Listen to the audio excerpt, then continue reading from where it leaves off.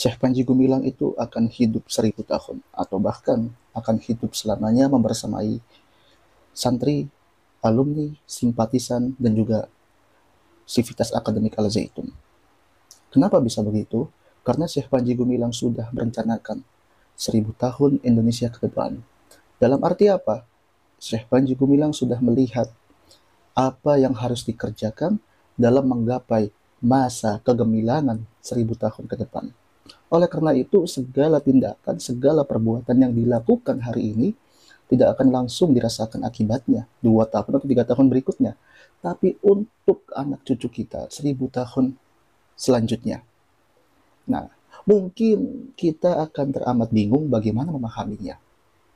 Apalagi jika umur manusia itu paling panjang hanya sampai 100 tahun. Lantas Syekh Panji Gumilang dengan berani menyatakan 1000 tahun ke depan. Apakah Syekh Panji Gumilang akan hidup selama itu? Atau bisa jadi Syekh Panji Gumilang hidup selama-lamanya? Mari kita bahas di Celoteh Bung Udin. Rahayu teman-teman semua, merdeka.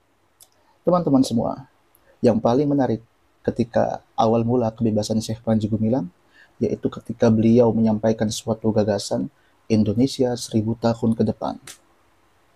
Jika kita lihat, dalam umur manusia itu, paling banyak atau paling panjang sekitar 100 tahun. Nah, tetapi Syekh Panji Gumilang dengan berani menyatakan 1000 tahun ke depan. Mungkin kalau kita pahami begitu saja, ini sebagaimana Syekh Panji Gumilang akan hidup selamanya, hidup abadi. Tapi sejatinya bukan seperti itu teman-teman semua. Nah, saya akan mencoba merangkai, merasionalisasi pernyataan daripada Syekh Panji Gumilang terkait 1000 tahun ke depan. Yang pertama, terkait usia manusia. Sejatinya usia manusia itu paling panjang adalah 100 tahun, 150. Kan begitu. Apakah ada sesuatu yang menyebabkan umur manusia itu panjang atau bahkan abadi selama-lamanya? Ada. Jawabannya adalah gagasan dan pemikiran. Ketika gagasan dan pemikiran itu dihidupkan, digaungkan senantiasa terus-menerus, maka orang yang sudah mati 1400 tahun yang lalu, ya, yaitu Nabiullah Muhammad, seakan-akan masih hidup bersama kita. Gitu loh. Nah, orang yang sudah meninggal, sudah wafat, ya, kalau bahasa Arabnya kan mati, gitu. Ini masih bisa hidup bersama kita. Karena apa? Gagasannya, pemikirannya masih senantiasa dihidupkan dan digaungkan. Oleh karena itu, arti daripada Syekh Panji Gumilang hidup selama-lamanya atau hidup 1000 tahun ke depan adalah bagaimana kita bisa menghidupkan gagasan pemikiran Syekh Panji Gumilang. Yang dimana sekalipun jasad kita berjauhan dengan Syekh Panji Gumilang, ya, itu rasanya kita dekat dengan beliau. Ya, kayak di samping atau bahkan seakan berbicara dengan teman sebaya, kan begitu. Nah, itulah maksudnya teman-teman semua. Artinya apa? Kita wajib menghidupkan gagasan Syekh Panji Gumilang. Agar apa?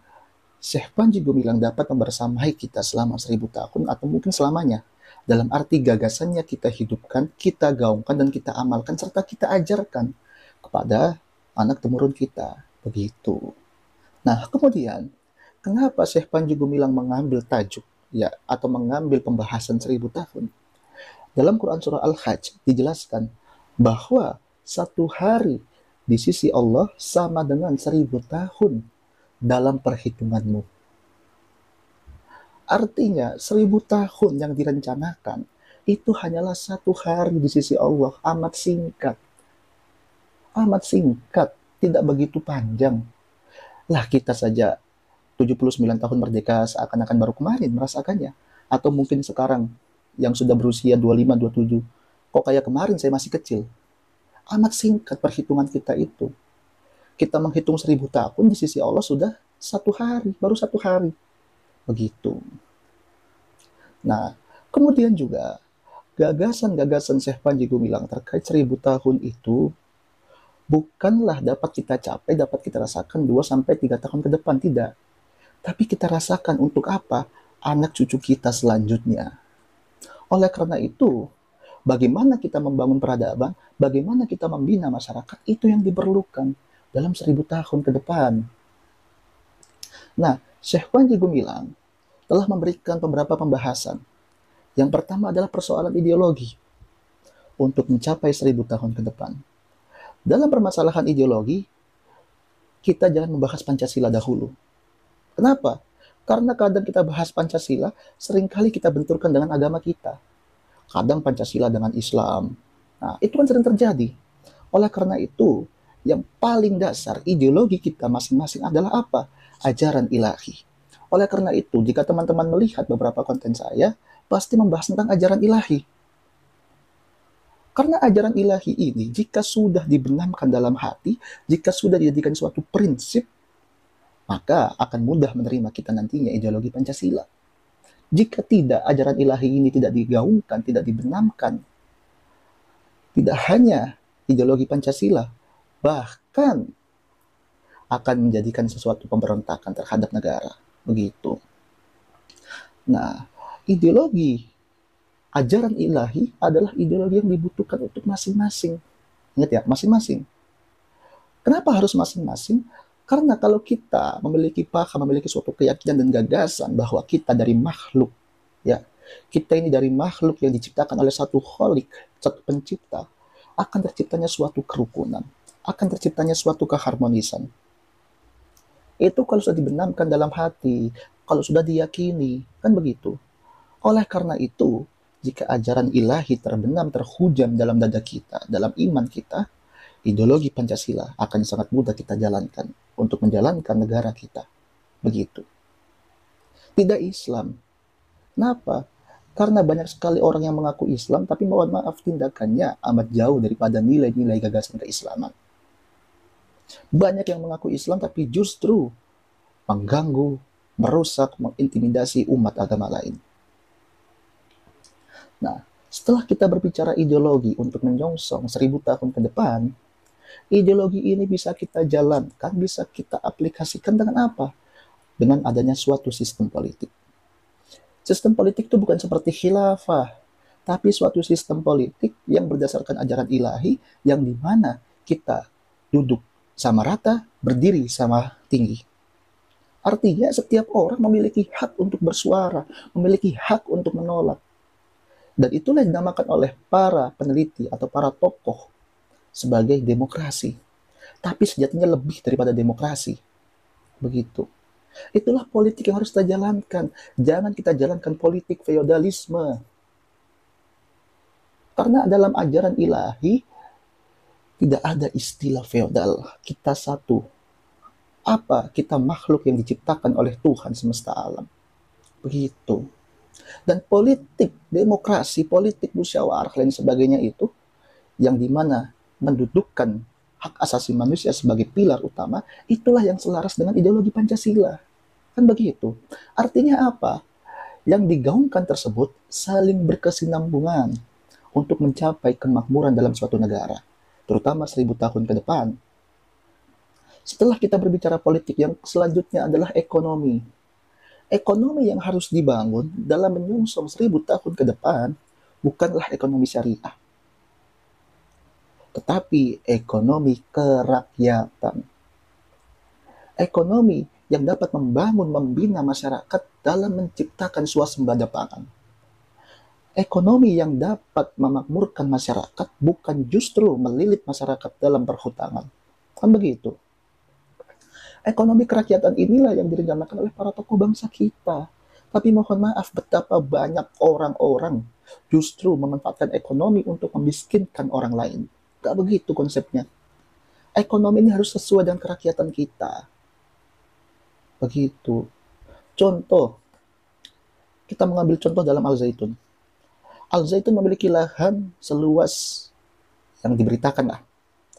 Kemudian, bagaimana membangun ekonomi yang mandiri? Maka dibukakanlah pertanian. Dan bagaimana juga kita mencukupi kebutuhan pangan kita? Maka diberlayarkanlah kapal untuk menangkap ikan. Nah, itulah ekonomi kerakyatan. Artinya apa? Kita menggunakan segala upaya yang dimana dapat menghidupi rakyat kita. Bukan justru sumber daya kita jual kepada asing tanpa kita kelola. Yang dimaksud ekonomi kerakyatan adalah sumber daya yang kita miliki, kita kelola dan kita kembalikan kepada rakyat. Bukan seperti saat ini yang justru dijual kepada asing dan dinikmati oleh sekelompok kecil para borjuis-borjuis. Begitu loh. Itulah ekonomi kerakyatan.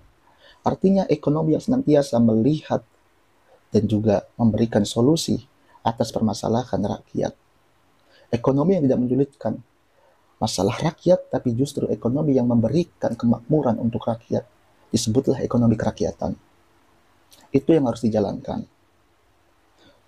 Kemudian persoalan selanjutnya dalam menyongsong 1000 tahun ke depan adalah persoalan sosial. Kita melihat saat ini banyaknya sosial masyarakat yang terpecah belah, suka mencaci maki bahkan rasis terhadap agama lain. Ini tidak bisa seperti ini. Jika seperti tadi itu dilanggengkan, maka mohon maaf yang ada nantinya hanyalah pemberontakan. Maka nggak baik keadaan sosial seperti itu.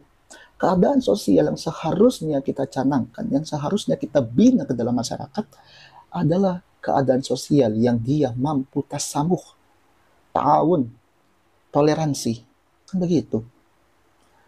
Keadaan sosial yang menjunjung tinggi hak asasi manusia, bukan keadaan sosial yang justru merendahkan umat agama lain, merendahkan masyarakat lain karena perbedaan agama, perbedaan ras. Kan begitu. Itulah keadaan sosial yang seharusnya kita canangkan, kita benamkan, kita ajarkan. Untuk apa? Untuk 1000 tahun ke depan. Nah, setelah sosial telah kita jalankan, telah kita aplikasikan, barulah kita beralih kepada persoalan budaya. Budaya kita bukanlah budaya Timur Tengah. Budaya kita bukanlah budaya dari India. Budaya kita bukan budaya dari Belanda. Tapi budaya kita adalah budaya Nusantara. Artinya apa? Boleh kalian beragama, tapi jangan sampai agama kalian menghilangkan identitas kebudayaan kalian sebagai masyarakat Indonesia. Gitu. Boleh engkau memeluk Islam, tapi jangan justru Islammu menggerus budayamu. Boleh engkau menjadi Kristen Katolik, tapi jangan justru menggerus budayamu. Artinya apa? Budaya kita adalah kekayaan diri kita. Maka wajib kita kembangkan, kita lestarikan. Jangan sampai budaya kita ini dijajah oleh kebudayaan asing yang dibalut dengan kata-kata agama. Hati-hati. Nah, setelah itu terpenuhi semua, maka tercapailah suatu rasa keamanan dalam kehidupan masyarakat. At'amahum min ju' wa amanahum min khauf.